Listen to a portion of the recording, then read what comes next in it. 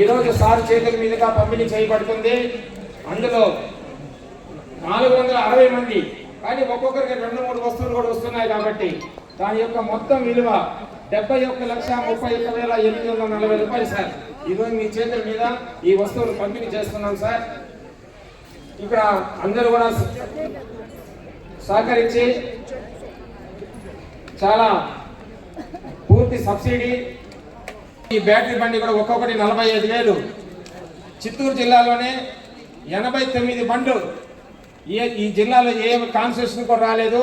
ఈ కాన్స్టిట్యూషన్కి ఒక క్యాంపుని అందరూ కూడా సహకరించి దగ్గరుండి చేపించినారు ఆ రోజు మన ఎమ్మెల్యే సార్.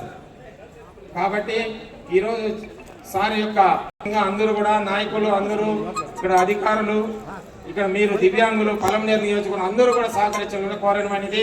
ఈ సభని సహాయ సంచాలకులు దివ్యాంగుల సంక్షేమ శాఖ ఉమ్మడి జిల్లా బి వినోద్ సార్ని సభని అధ్యక్ష వహించారు.